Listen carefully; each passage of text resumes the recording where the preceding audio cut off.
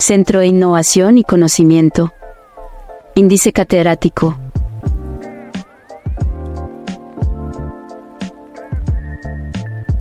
Y de Educación en Salud.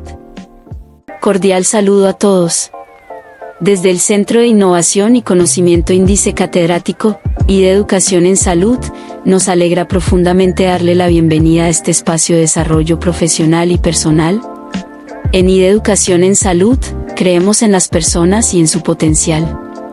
Por eso, trabajamos cada día para hacer el conocimiento accesible a todos, utilizando estrategias de enseñanzas innovadoras y flexibles que se ajuste a las necesidades de cada estudiante. En IDE, el conocimiento es libre como el viento y aprender es un derecho.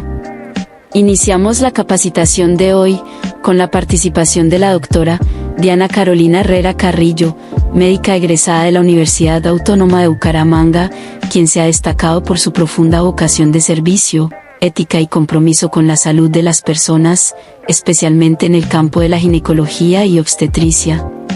La doctora Diana ha fortalecido su experiencia clínica a través de múltiples escenarios de práctica como la Clínica Foscal, el Hospital Local de Piedecuesta y el Centro de Salud Toledo Plata, desempeñándose en áreas como urgencias, salud comunitaria, ginecología, entre otras. Actualmente se encuentra laborando en la Clínica de Urgencias de Bucaramanga. Los invitamos a vivir una experiencia única de aprendizaje. Por favor, mantengan los micrófonos apagados para una mejor experiencia y sigamos las indicaciones del docente para el desarrollo de las actividades. Muy buenas tardes, ¿cómo están? El día de hoy vamos entonces a revisar la primera parte, el marco legal de el cuidado del donante y la gestión de donación de órganos, que fue ya reglamentada hace un tiempo en nuestro país, con dos leyes importantes que vamos a revisar en la primera parte de la revisión de este tema. Mi nombre es Diana Carolina Herrera Carrillo, médica general de la Universidad Autónoma de Bucaramanga, y vamos a iniciar entonces con algunos conceptos básicos y algunas cuestiones importantes en cuanto al cuidado del donante y la gestión de donación de órganos, teniendo en cuenta que es una de las normativas que nos están exigiendo al personal de salud también para poder ejercer las profesiones en nuestro país. Como primera instancia, y antes de iniciar con la revisión del decreto del 24 del 93 del 2004,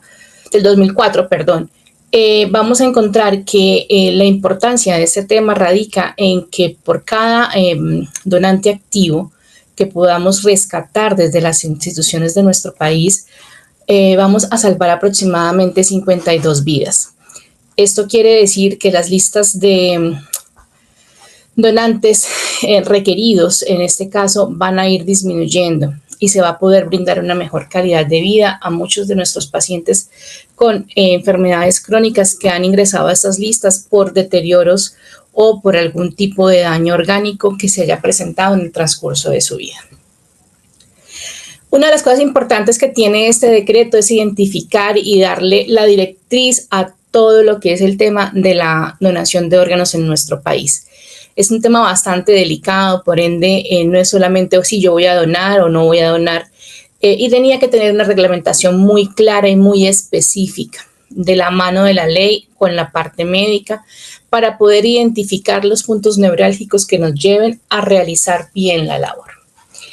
En esta ley se contemplan todas las directrices para el diagnóstico de la muerte encefálica, el diligenciamiento de la muerte encefálica en la historia clínica, que tiene que ser muy bien documentado, las obligatoriedades de la notificación de los potenciales donantes, porque de esto va a depender también el alistamiento de los receptores, la autorización de la EPS para el rescate. Tengamos en cuenta que es todo un andamiaje, lo que pues en este caso se va a presentar en torno a un rescate de órganos, como se le llama el procedimiento.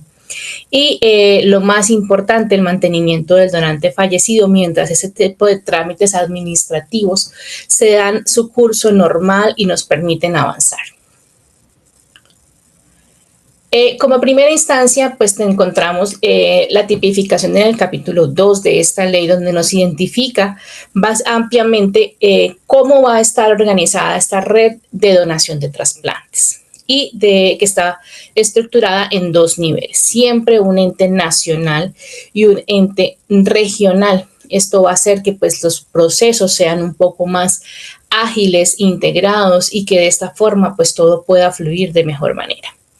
Los bancos de tejidos y de médula ósea en las instituciones que se prestan los servicios de salud van a estar habilitadas por los programas de trasplantes y deben inscribirse en la coordinación regional para la red de donación de órganos. Más adelante vamos a identificar, pues, a diferenciar uno de los temas importantes en cuanto a lo que son tejidos y órganos que se donan y cuáles son los que se donan en vida, los que podemos donar en vida y cuáles son los que sin ninguna duda pues van a ser de un espécimen cadavérico.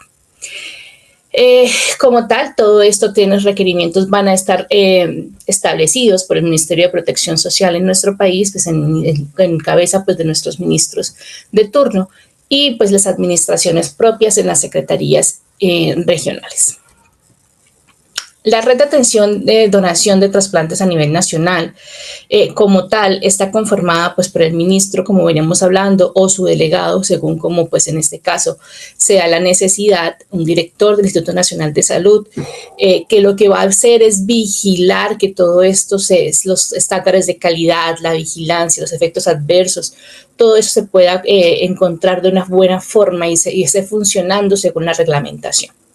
El director del Instituto Nacional de Medicina Legal y de Ciencias Forenses, porque tenemos que tener en cuenta que en algunos casos vamos a tener que trabajar de la mano con ellos y tenemos que a veces abandonar en algunos casos específicos donde la ley lo estipula. No podemos hacer uso de los posibles donantes por algunos criterios legales que más adelante vamos a revisar.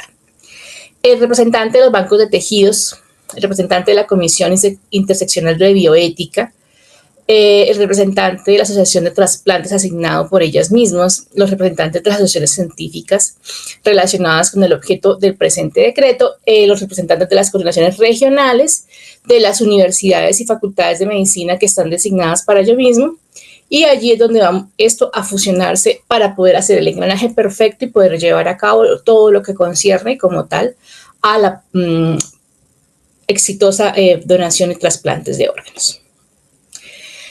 Vamos a iniciar a revisar unos conceptos básicos que son importantes revisar teniendo en cuenta pues que son los términos que vamos a estar usando siempre, siempre, siempre. Y aunque esa parte legal es un poco, pues sí, larga, engorrosa, es importante conocerla. Como hablábamos al inicio, pues básicamente tenemos que entender que es algo bastante delicado, que tenemos que saber manejar y pues que siempre en las notas médicas, en las notas de enfermería, en las notas de quien tiene el contacto con ese tipo de pacientes, tienen que estar bien experimentadas, bien especificadas directamente en la historia clínica. Recuerden que lo vengo haciendo mucha énfasis como tal en el proceso de que todo lo que está pasando a niveles administrativos tenemos mucha responsabilidad en cuanto a la descripción específica de los eventos y de las cosas que hacemos. Somos muy dados a agilizar el tiempo. Cuando agilizamos el tiempo, a veces usamos plantillas y esas plantillas olvidamos como tal, pues de una u otra forma modificarlas según y personalizarlas por el paciente. ¿Esto qué hace? Pues que se pierda un poco el sentido de lo que estamos haciendo, que se pierda un poco la regulación de todo esto y que pues las historias clínicas queden poco coherentes en cuanto a la parte pues que nos importa, que es la caracterización de nuestro paciente y narrar en esa historia clínica lo que sucede. Y aquí cobra un aspecto muy importante, mucha validez, teniendo en cuenta de que cuando tenemos ese tipo de situaciones, por el marco legal que se empalma en todo esto, es importante que todo quede muy bien documentado. No es lo mismo yo hacer un examen físico normal a describir en la parte neurológica muy bien el estado neurológico de mi paciente, muy bien esos reflejos que me van a dar caracterización de la muerte cerebral. Entonces, un llamado nuevamente para que nuestras historias clínicas cada día sean más completas, más descriptivas, más centradas en nuestro paciente y nos permitan hacer un abordaje específico de él. Como primera instancia, la ley nos describe el concepto de aloinjerto. Ese aloinjerto se define por la ley como el reemplazo de los componentes anatómicos de una persona por otros provenientes de otro cuerpo humano. Aloinjerto, entonces vamos a trasplantar de otra persona a un ser humano. El autotrasplante o el autoinjerto es el reemplazo de componentes anatómicos de una misma persona por otros componentes que provienen de su mismo organismo. Eso, ¿cómo lo vemos? Lo vemos cuando por lo menos hacemos reconstrucciones de cadera, cuando hacemos, sobre todo en la parte ósea donde más se ve, cuando hacemos injertos en piel, que quitamos de algunos sitios y llevamos a otros. Más o menos en esas formas es que hacemos los autoinjertos o autotrasplantes. En cuanto al término del Banco de Tejidos, es una institución sin ánimo de ningún lucro, algo súper importante, una primera llamado a esta ley que pues nos nombra de que no existe ningún lucro en esta actividad. En la obtención, extracción, procesamiento y preservación y almacenamiento de los tejidos. Muchos de los tejidos que pues en este caso como la sangre, como la médula ósea, todo esto, permanecen en bancos, así como los conocemos los bancos de sangre, para poder ser en el momento que son requeridos ser utilizados. Eso lleva un proceso y esos procesos los hacen los bancos de tejidos. Las buenas prácticas, pues ya conocemos el térmico, que son los procedimientos y todos esos métodos que podamos utilizar para asegurar que la calidad del proceso de la obtención y la preservación y todo esto pues sea de forma eficaz y nos permita conservar de buena forma y obtener de buena forma un tejido, un órgano para poderlo utilizar en alguien. Por eso es que se requiere de un equipo especializado. Un equipo de personas especializadas que sepan de lo que están haciendo, no están improvisando, porque un órgano que se dañe es una vida que dejamos de salvar. El certificado de cumplimiento de buenas prácticas es un documento pues, que expide como tal el Instituto Nacional de Vigilancia en Medicamentos y Alimentos, el INVIMA, donde se indica que el Banco de Tejidos y de Médula Ósea pues, cumple con ese manual. El certificado de condiciones sanitarias, en este caso hace referencia a esos documentos que se expide también por medio del INVIMA, que lo que hace pues básicamente es darle cumplimiento a las buenas prácticas. Entonces a lo que está establecido es como seguir certificando cada vez más de que todo lo que estamos haciendo tiene un ente de calidad que nos está regulando. Los componentes anatómicos son los órganos, tejidos, células, en general todo aquello que pues en este caso las partes vivas se constituyen en un organismo humano. Y ahí empezamos a adentrarnos un poco en las situaciones de lo que vamos a hacer realmente cuando hablamos de un trasplante como tal de órganos. Cuando hablamos del consentimiento informado es algo súper importante. Y volvemos a hacer énfasis en la parte del correcto diligenciamiento y no solamente el diligenciamiento, porque muchas veces somos muy dados en la práctica diaria, en la reducción del tiempo, en decirle al paciente vamos a firmar el consentimiento informado. Y usted le informó que iba a firmar el consentimiento informado, mas no fue claro y explícito en qué tipo de consentimiento estamos haciendo. Se le debe explicar siempre a las personas, y en este caso ser muy específicos, esto generalmente lo hace el equipo ya propio del equipo de donación de órganos, no lo hace ninguna persona en las instituciones, no están autorizados, ningún tipo de persona ajena al equipo de donación de órganos está autorizada para hablar de ese tema con los familiares. Es un tema bastante neurálgico, ya una familia bastante convulsionada con el tema familiar que está sucediendo, es una catástrofe familiar y no podemos llegar a decirle a una persona, a un familiar, oiga, venga, me firma acá porque es que vamos a hacer un trasplante de órganos, pues su paciente y su familiar se murió. Entonces, siempre ese consentimiento informado sí es muy importante. También es muy importante saber que quien diligencia este formato siempre va a ser parte del equipo como tal del rescate.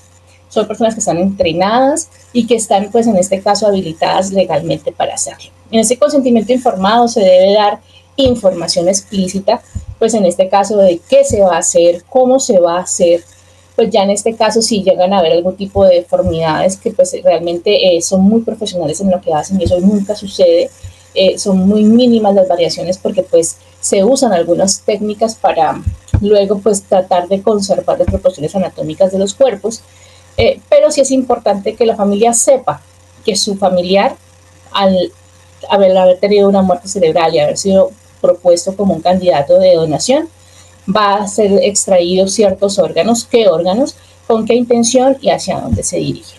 Entonces, siempre es súper importante la parte del consentimiento informado. El donante es esa persona que durante su vida o después de su muerte, pues hablábamos de que se expresaba la voluntad de ser donante. Sin embargo, después de un tiempo dijeron, no, pues es que estamos llenando bases de datos de personas que sí quiero, y pues a la hora de la verdad, pues cualquiera puede entrar y decir sí quiero. Entonces, como son menos los que no quieren por cuestiones legales, de pronto por cuestiones religiosas, por cuestiones morales, por cuestiones, pues arraigos personales, mentales que los seres humanos tenemos y que son respetables por la ley, entonces decidieron pues decir, no, pues si tú no te niegas, si no dijiste en vida, no llenaste un formato de que tú no quieres ser donante, la ley asume de que todos somos un donante potencial. Cada quien dentro de sus posibilidades, dentro de los requerimientos, ya más adelante veremos las especificaciones, que sí de pronto no, y que sí nunca va a ser donante. Entonces ya eso lo vamos a revisar más adelante, pero recordemos que pues para este momento de la ley, donante era el que decía, sí, yo voy a donar, pero eso cambió y hay otro decreto que pues ahorita lo vamos a revisar, donde dijo la ley, no, todos son donantes y lo que vamos a hacer es la excepción. El que ingresa y dice, no quiero ser donante, ese definitivamente pues no va a ser donante. Pero ya no aceptamos como tal, sino el Estado da por sentado que todos somos un donante potencial. El donante efectivo es ese cadáver con el cual se cumplió los requisitos de donación conformes con todo lo establecido en el decreto que estamos revisando. Entonces, con toda la parte de la muerte encefálica, se hicieron las pruebas pertinentes, las pruebas cruzadas, y esa persona pudo ser donante y se hizo la explantación con posterior implantación en otros cuerpos. El donante fallecido, es el fallecido es aquel que fallece, bien sea por muerte encefálica o por cese irreversible de sus funciones cardiorrespiratorias, a quien se le pueden extraer componentes anatómicos con fines de trasplantes. Y el potencial, cuando hablamos de un donante potencial, la ley lo establece, que viene siendo ese paciente, aquel que se le ha diagnosticado una muerte encefálica, ya más adelante vamos a estarlo revisando, y que ha sido aceptado por parte del programa de trasplantes y que es un donante de órganos y tejidos viable. A eso es lo que llamamos un donante potencial. El donante vivo, ya dijimos que hay algunos tejidos y algunos órganos que los vamos a poder donar en vida, ¿sí? Algunos órganos, por ejemplo, en los cuales tenemos dos y los seres humanos pudiéramos funcionar con uno, no al 100%, pero se ve mucho en las partes de los vasos consanguinales, como la médula ósea, como los riñones, como los pulmones y como lóbulos en partes hepáticas que se pueden ir donando en vida sin necesidad de que se afecte su condición de vida del donante vivo. No tengo que fallecer para donar un riñón, no tengo que fallecer para donar un lóbulo de mi hígado o un pulmón. Entonces es súper importante eso. Cuando hablamos del implante o el injerto, básicamente la ley lo que dice es que es ese reemplazo, la sustitución con fines terapéuticos. Siempre que una persona está en la lista de espera es porque hay un diagnóstico que dice que ya esa persona necesita como fin terapéutico un trasplante, un cambio de ese órgano, porque el que tiene ya no funciona. La lista de espera, en su propiamente dicho, es esa relación de receptores potenciales, es decir, son pacientes que pues se encuentran pendientes de recibir ese órgano que necesitan para mejorar sus condiciones de vida y para poder seguir viviendo en la mayoría de los casos. Es un protocolo que básicamente exige una declaración en la historia clínica que tenemos que justificar muy bien, con pruebas objetivas que certifiquen de que esa persona, ese órgano ya no le funciona y que necesita uno para continuar viviendo o para mejorar su calidad de vida, según sea la edad también del paciente. Algo súper importante que vamos a revisar es la muerte encefálica.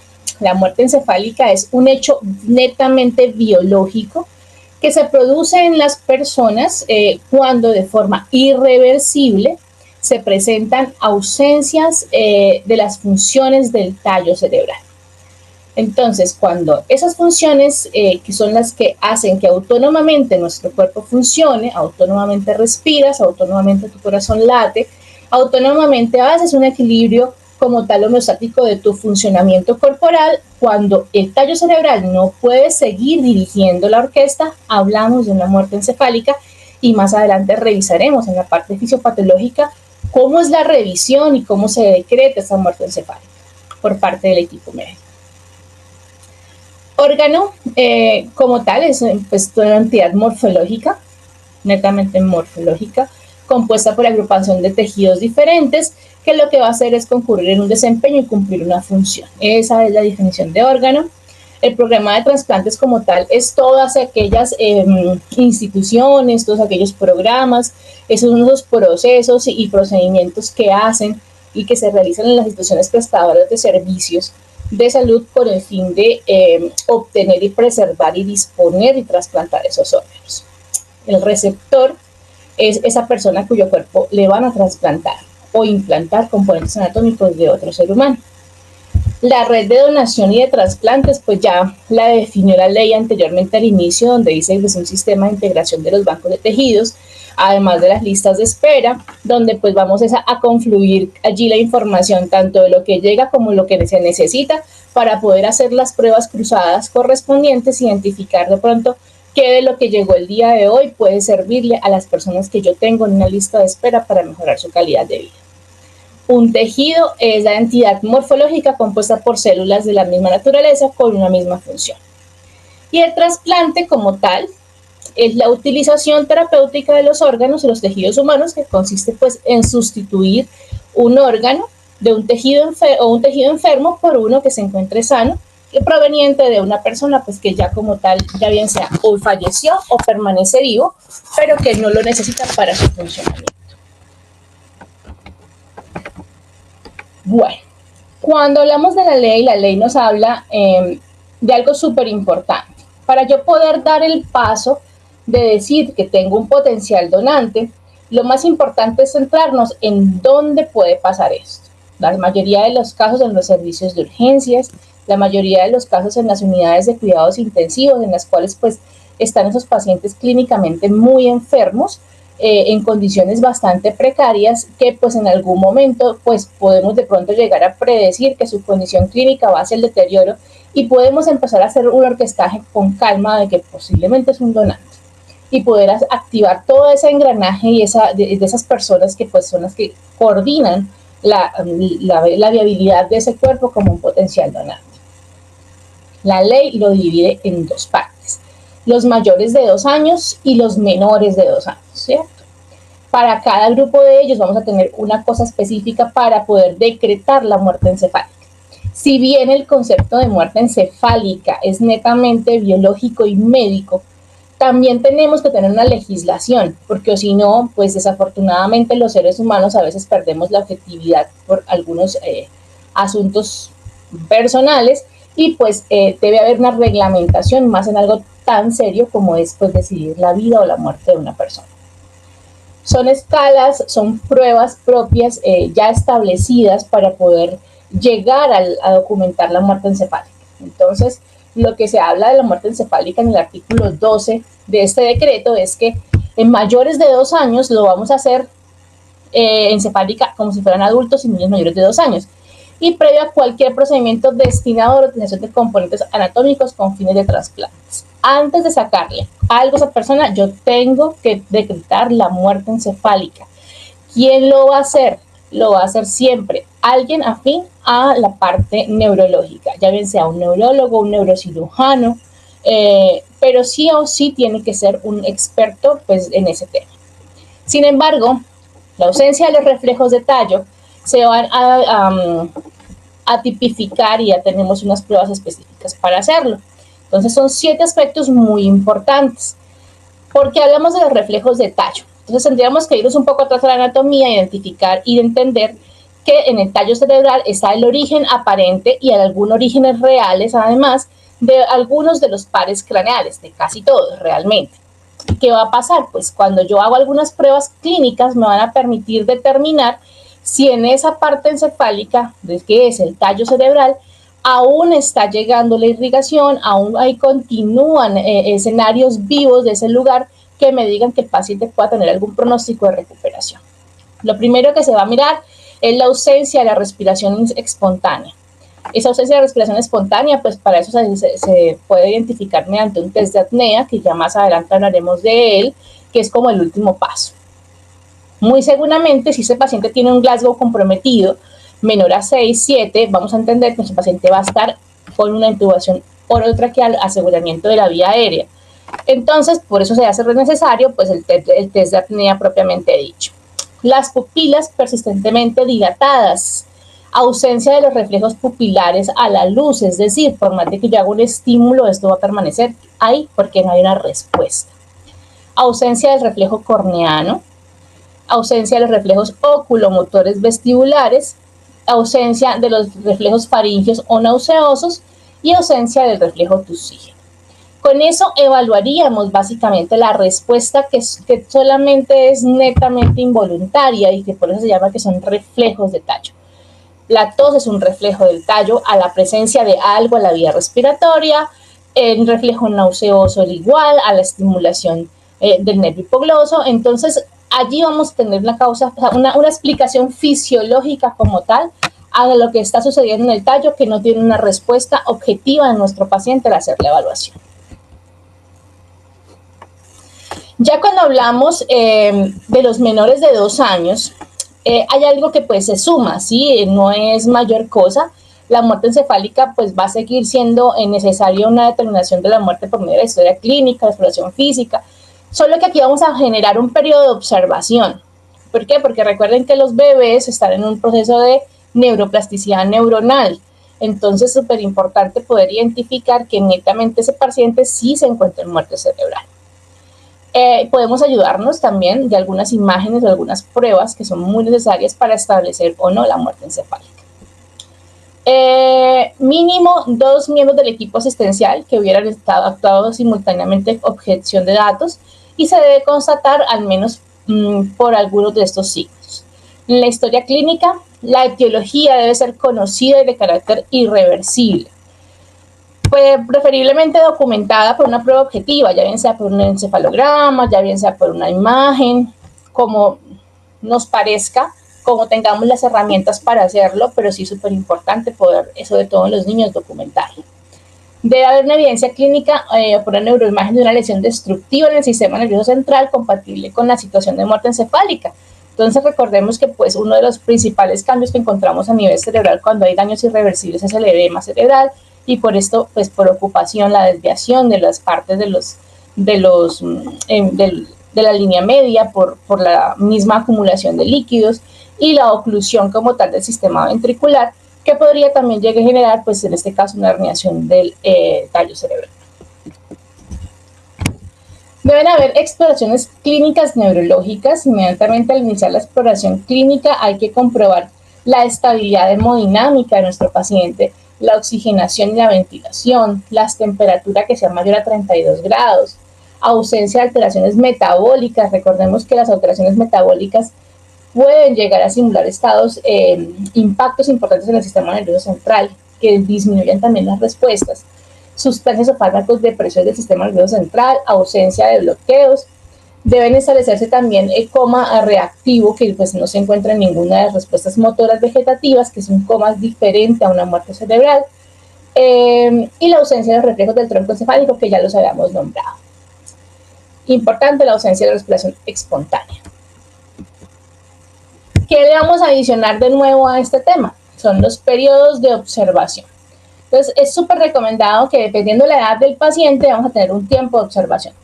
Sí. El paciente tiene de 7 días a 2 meses de edad, entonces, dos exploraciones clínicas más un electroencefalograma separados por 48 horas. Sí, de 2 meses a 2 años de edad vamos a encontrar 2 exploraciones clínicas, electroencefalogramas separados por 24 horas. En la encefalopatía hipóxica isquémica, el periodo de observación debe ser de 24 horas. En los niños de más de 2 años, ya sabemos que los vamos a tipificar igual que como si fueran adultos. Recordemos que la evaluación de observación se va a hacer de 7 días a 2 meses. Quiere decir, todo niño, niña menor de 7 días de nacido, tampoco se hace periodo de observación. Bueno, ¿cómo es el tema de la notificación del potencial donante? El potencial donante se va a notificar en las instituciones prestadoras de servicios de salud. Donde existe un donante potencial, se debe notificar inmediatamente a la red regional de donación. ¿Cómo funciona esto? Cuando entramos a trabajar, algunas de las instituciones, bueno, todas, nos indican, bueno, mira, en caso de que un paciente fallezca, ese es el número de red de donación de órganos para que notifiques tu deceso. Entonces, cuando llega el paciente clínicamente enfermo, clínicamente crítico, empezamos a activar. Tengo un posible donante. Entonces, ellos te van a pedir una serie de datos. Con esa serie de datos, ellos empiezan a averiguar toda una cantidad de cosas importantes para esto, y pues ya cuando tú detectas la muerte cerebral, ya solamente es, pues en este caso, hacer las pruebas cruzadas y todo lo del caso. Están obligados a permitir los procedimientos requeridos para cada caso, porque si no, pues van a tener algunas sesiones legales, porque pues básicamente si no sería muy complejo el requerimiento de estos órganos y poder tener pues trasplantes exitosos. Que es súper importante en este caso también, pues tener en cuenta de que nosotros pues somos los primeros que tenemos ese contacto con el paciente y los encargados de activar esa red. Si nosotros no activamos esa red, se están perdiendo personas que podrían llegar a salvarle vidas a otros seres humanos. ¿Qué prácticas y cuáles son las pruebas como tal de calidad de los órganos? Hablábamos de que el INVIMA pues tiene dentro de sus políticas de calidad, tiene algunas determinaciones como tal que tenemos que cumplirle. Determinar anticuerpos citotóxicos, el grupo sanguíneo, el antígeno RH, hacer las pruebas de histocompatibilidad, una de las más importantes, el HLA, que hace parte pues como tal de nuestra inmunología para poder conocer qué tan compatible será el otro conmigo para yo poderle dar algo a él y que no haga un rechazo, que es lo más frecuente y lo más nefasto que puede ocurrir en una persona cuando es trasplantada. Las pruebas serológicas súper importantes para detección de sífilis, sin embargo, no es una limitante. Si la persona que va a donar tiene sífilis positiva, no es una limitante para que deje de ser donante. Muchas veces decimos, ay no, pero es que ese paciente que está allá, él está malito, él tiene VIH. Pero no sabemos de pronto si hay otro paciente con VIH que está requiriendo un riñón. Y que yo pueda hacer, o si ese paciente tenga una carga detectable en 0, y que pues básicamente sea un riesgo 0 y que yo lo pueda sencillamente ayudar con terapia antirretroviral. Entonces no es nuestro deber determinar si sí o si no, siempre pegados a la red de donación de órganos. Detección contra hepatitis C, detección de hepatitis B, anticuerpos contra antígeno del virus de la hepatitis B, detección de anticuerpos del virus linfonotrópico de células T, detección de anticuerpos del virus de inmunodeficiencia humana, de Trypanosoma cruzi. ¿Por qué? Importante. Los dos órganos blancos, que es la enfermedad de Chagas, que es intestino y corazón, en la enfermedad de Chagas, dependiendo de cómo se encuentra el órgano, pues se determina si sí o si no, pero el resto de órganos se puede donar. Entonces, vuelve y decimos, siempre lo va a determinar es el equipo experto. Citomegalovirus, Epstein-Barr, y pues otras de acuerdo con el riesgo social que se encuentra la persona. Pero son como las básicas que exigen INVIMA. Bueno, aquí tenemos la otra ley de la que estábamos hablando, que es la 1805 del 2016. Esta ley, pues, había decretado, pues, de que todas las personas, pues, tenían que manifestar en vida su deseo de. Sin embargo, el artículo 3 modifica el artículo 2, porque es una ley por allá del 88, donde, pues, decía que pues sí, que la gente decía cuándo donar y cuándo no, cuándo querían ser donantes. Entonces el artículo 3 de esta ley del 2016 llegó y dijo, no, ya va, vamos a organizar esto porque es que se nos está volviendo sistemáticamente un problema. Y entonces dijeron, la voluntad de donación expresa en vida por una persona solo puede ser revocada por ella misma y no podrá ser sustituida por sus deudos o sus familiares. Las donaciones no generan ningún tipo de vínculo familiar, legal o económico. Y se dice que se presume que es donante cuando una persona durante su vida se ha abstenido de ejercer el derecho que tiene de oponerse a que su cuerpo se extraigan los órganos. O sea, ya no es que yo diga sí quiero donar, sino que cuando yo no quiero donar, pues sencillamente yo digo no quiero donar. Sin embargo, hay algo súper importante. Si alguien de los presentes aquí llegáramos a necesitar o a requerir como tal un trasplante, y resulta de que pueblo perdido, apareció el corazón que Marcos y María necesitan. ¿Sí? Los dos son compatibles con el corazón de esa persona que salió, pero Marcos había dicho expresamente en la plataforma: soy donante activo, dono sangre, yo sí quiero que mis órganos sean donados. Y María sencillamente dijo: la ley del 4 de agosto del 2016 dice que si yo no digo que no, pues sí. Pues el corazón va a ser de Marcos. Ahí está la importancia de cuando donamos sangre, que nos hacemos donantes activos, de cuando hacemos los trámites institucionales para decir yo sí quiero ser donante, de cuando, así como algunas celebridades que donan su médula ósea cada cierto tiempo. Entonces siempre va a haber como ese desempate va a ser dado por eso. Entonces, para que lo tengan súper en cuenta, porque eso sí es muy importante. Esta ley nos tipifica esto, y no solamente esto, sino pues también habla un poco también de la parte infantil, de la parte de los chicos, de los niños, porque pues inicialmente, como hablábamos en el 88, pues se quedaba de que básicamente si yo decía sí, era que sí. Y entonces recordarán que era una plataforma donde uno entraba y expresaba explícitamente que sí quería ser donador de órganos. Ya luego se modifica esto para que solamente nos opongamos a ellas. Esta ley también regula algo súper importante, que es de que esto es totalmente sin ánimo de lucro. Por eso es que las familias nunca saben a dónde van a dar sus órganos, porque desafortunadamente es lo mejor tanto en la parte mental de las familias como también de los receptores. Y pues básicamente eso es como siempre como un doble ciego. Lo que hablábamos, la lista de espera de los trasplantes. Entonces, según esta ley, lo que nos dice es que todo paciente que tenga una enfermedad que afecta un órgano, un tejido susceptible a trasplante, debería ser evaluado por su IPS, las instituciones prestadoras de servicios, las clínicas donde recibimos la atención médica, que es habilitada para el servicio de trasplante de órganos o de implantes de tejidos, con el fin de saber si es apto o no para ingresar a la lista. ¿Qué nos hace aptos o no? Bueno, las comorbilidades, la edad, que la persona de verdad pues aguante un tipo de cirugía de esas. Son cirugías bastante largas, dispensiosas, con una recuperación bastante demandante.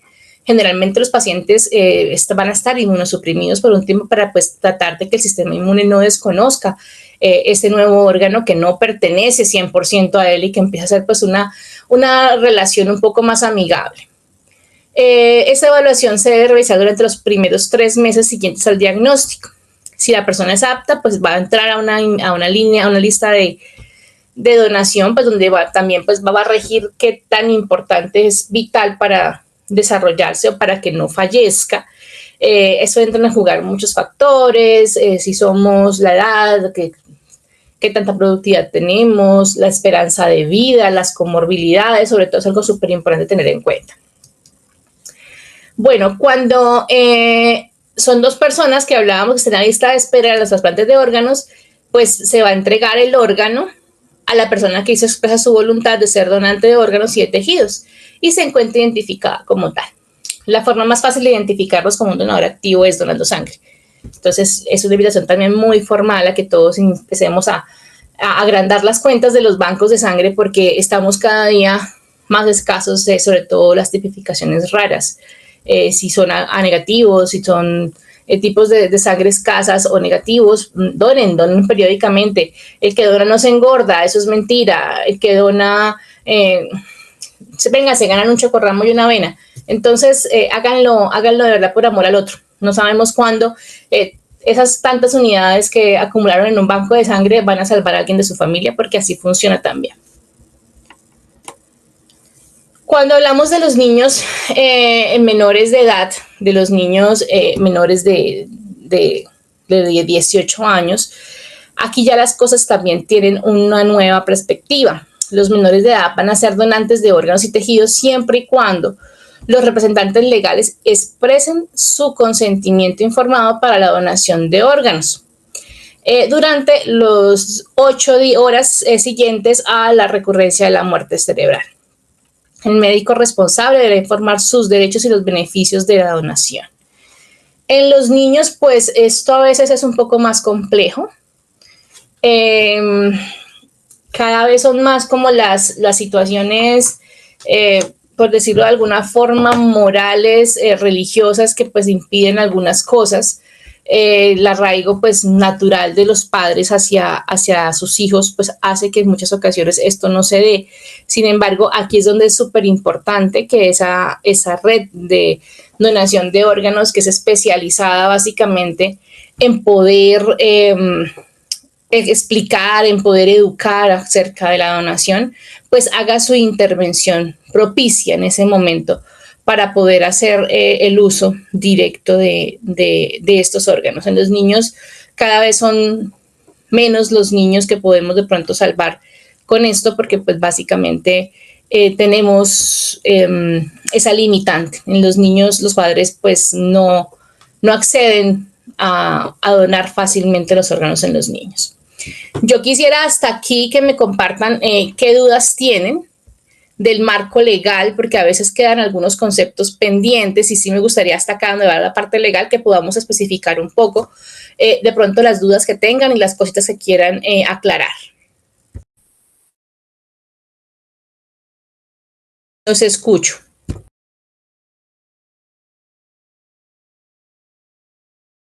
Buenas tardes, dicen. Su merced indicó que uno se puede negar según la ley, ¿no? ¿Sí? Pero ya estando muerto, pues, ¿quién dice algo si uno no tiene algo escrito ni nada de eso? Nadie. O sea, si tú en vida, o sea, la plataforma de la red de donación de órganos está explícita para que tú ingreses en vida o dejes pues allí pues documentado que no quieres ser donante de nadie. Pero si ya alguien, después de que tú falleces y no expresaste la voluntad, nadie, ni la mamá, ni la esposa, ni los hijos, nadie puede decretar que tú no ibas a ser donante. Es una situación personal. Entonces, la ley nos decía eso. Entonces, la ley nos decía claramente que tenemos que entender, mira que el parágrafo es muy claro. Antes hablábamos de que sí, o sea, solamente donaban las personas que decían que querían donar. Eso era en el 88. Sin embargo, cuando hacen la 1805 del 2016, se dice que se presume que es donante cuando una persona durante su vida se ha abstenido de ejercer el derecho que tiene de oponerse a que su cuerpo se extraigan los órganos. Y en el parágrafo, que los parágrafos son ampliaciones o explicaciones a per se de los artículos en cualquier ley o en cualquier decreto, el parágrafo que dice, entonces la voluntad de donación expresa en vida por una persona solo puede ser revocada por ella misma y no sustituida por sus deudos. Deudos son los familiares, compañeros permanentes, son las personas como tal.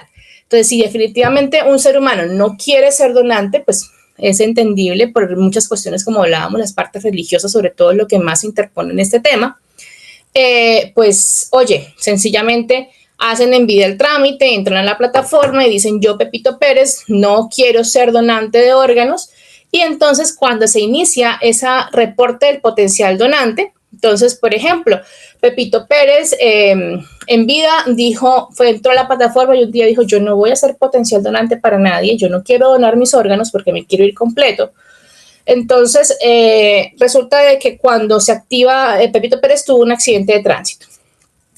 Llegó con una contusión cerebral y esa contusión cerebral evolucionó de forma no favorable, con un edema, le hicieron pues una descompresión, vuelve a la UCI, al tercer día hacen la evaluación, muerte cerebral decretada por medio pues de neurocirugía, que fue el médico tratante inicial, que puede dar fe de su evolución, y básicamente entramos en el tema de que vamos a reportarlo.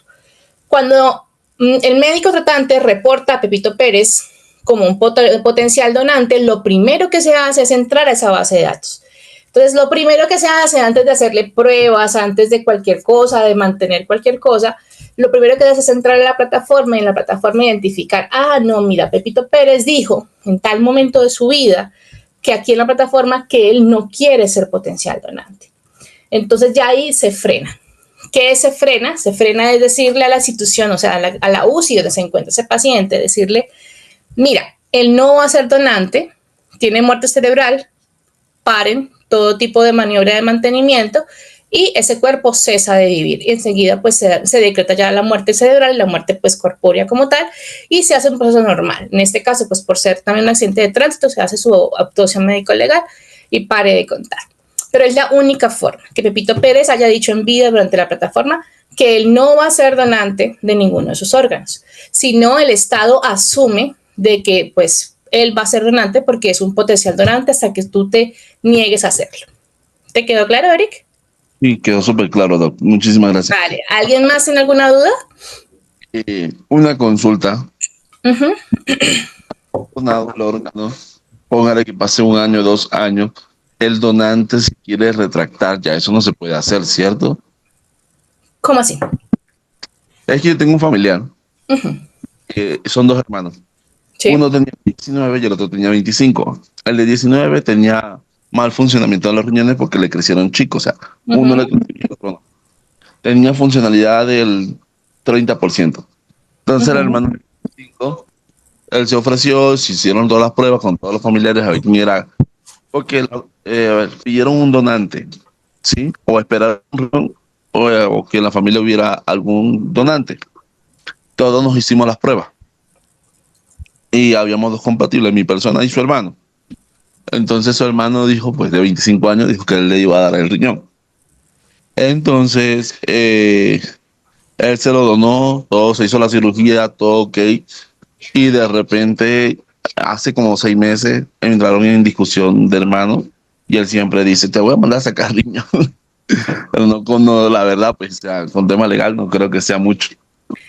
No, básicamente ya se dio el acto como tal de trasplante, ya se dio como tal el acto de la donación y eso no tiene reversa. Más porque había una condición clínica que pues ya había sido dictaminada. Entonces recordemos que la ley que nos dice que pues para yo estar en una lista de donantes, ya bien sea a la espera de un donante cadavérico o a la espera de un donante compatible conmigo, pues básicamente tiene que existir la voluntad de alguien y ese alguien pues firmó un consentimiento informado. Fue informado en su caso de lo que iba a hacer, era una mayor de edad que pues mediante un documento legal como es el consentimiento informado, aceptó básicamente hacer ese trasplante. O sea, él no lo engañaron, a él no se lo compraron, no, o sea, él sencillamente aceptó que iba a ser donante de esa persona. Entonces, pues básicamente no hay nada que hacer. Igual ya el otro cuerpo está funcionando con su riñón perfectamente y pues ya no hay nada más que hacer. Ya pues, imagínate, ya todo el andamiaje, lo que les mostraba en la parte legal de cuando se inicia un proceso de donación, ya bien sea en cadavérico o en vivo, pues básicamente es bastante amplio, así el estudio de la HLA, el estudio de las pruebas serológicas, son cosas que pues por más de que se presenten 1000 personas, pues no, las 1000 no van a ser, pues en este caso, compatibles con el paciente. Y pues por eso es que las leyes tienen que estar presentes en estos temas, y a veces diríamos como que, ay, pero qué pereza la reglamentación, pero sí es importante. Es importante que conozcamos hasta dónde como personal de salud de la IPS, o sea, de esa clínica, podemos ir, hasta dónde entregamos la función como tal al cuerpo de donación de órganos, hasta dónde va la legislación nuestra, hasta dónde va la legislación de ellos y los procesos como los van a ejecutar ellos y los tiempos para hacerlos. ¿Qué nos importa a nosotros dentro de todo eso? Es el mantenimiento del donante. Cómo vamos a mantener el cuerpo, cómo se va a preservar mientras sea todo ese trámite administrativo que está reglamentado, que está pues en este caso ya documentado, que las EPS y las IPS saben que tienen que aceptarlos y que tienen que notificarlos. Es súper importante en los costos identificar que entre las cosas que no pagan cuota moderadora, que no pagan copagos, en este caso están los trasplantes. El trasplante como tal, tanto la cirugía de explante como la cirugía de implante, no genera ningún tipo de copago. Ya después de que lo que entra la recuperación de la UCI del paciente trasplantado, sí como tal, sí, porque es una hospitalización, pues porque estamos haciendo un trasplante y el paciente tiene que estar en vigilancia clínica y manejo médico establecido pues por sus médicos tratantes. Pero como tal, el tema del copago no se da, porque ya dijimos que eso es un acto netamente altruista, que es el ser humano quien decide, quien entrega pues sus órganos que ya no los necesita porque ya muertos no los va a necesitar. Y pues básicamente va a tener como tal un buen entrega pues de sus órganos y va a estar reglamentado. Son como las dos leyes importantes que pues nos legislan todo eso, sobre todo en la parte de los niños, ser muy enfática en que cuando trabajamos de pronto en hospitales psiquiátricos, infantiles, en hospitales donde básicamente pues tenemos mucho contacto con vínculo materno-fetal, materno-infantil, entender de que ese punto neurálgico es mejor que lo maneje siempre el grupo encargado. Ni siquiera inducirlo, ni siquiera preguntarlo, indagarlo, porque en ese momento de dolor, las mamás, los papás no van a pensar en el otro niño, van a pensar en su niño. Y siempre nos aferramos a un algo que a veces sabemos que no va a pasar, pero que nos llena a veces de esperanza y nos hace pegar a cosas que realmente no van para ninguna parte. Entonces, nunca indagar, nunca llegar de una vez a plantear, no, quienes están en la habilidad de hacerlo siempre van a ser como tal los encargados del grupo. Son personas que están netamente específicas en las clínicas donde se hacen esos trasplantes, esos grupos regionales. Ellos están entrenados para abordaje a las familias, el abordaje inicial del preduelo, del duelo. Es muy tenaz ver tú salir tu familiar de una UCI, pasar a una sala de cirugía, sabiendo de que allá luego lo van a empezar a sacar en cavas por pedacitos, porque es que eso se ve. Y hay muchas instituciones que tenemos esa ubicación donde tenemos la UCI acá y acá tenemos la puerta de cirugía. El paciente atraviesa el pasillo, intubado con su soporte, entra a salas de cirugía y luego de un tiempo de las salas de cirugía empezamos a sacar al paciente cavitas y va rotulado, ¿no? Va rotulado hígado, corazón. Entonces, eso es también una cuestión emocional compleja que también vamos a abordar como por conocimiento propio, no porque lo vayamos a hacer, porque pues realmente para hacerlo tendríamos que tener un entrenamiento muy, muy grande. Y es entender más que todo es por eso. Conocer algo nos hace decir si yo puedo o no puedo hacerlo. Pero legalmente no podemos hacerlo. Legalmente quienes hacen esas intervenciones psicológicas y ese apoyo a la red del paciente y a la red del donante, siempre va a ser dirigida por la parte de los equipos como tal, especialistas en donación de órganos y tejidos del país, y pues las regionales que se organizan. Ya entonces, lo que nos queda por revisar como tal, los otros 3 módulos, eso otro poco del organigrama, cómo estamos divididos a nivel de organigrama, y las fases del trasplante, los actores del trasplante, hablar de la fisiopatología propia, en cuanto también muerte cerebral y todo lo que sucede, algunas contraindicaciones y algunas cosas así como importantes y algo súper importante, cómo vamos a mantener ese paciente para que sea un donante efectivo.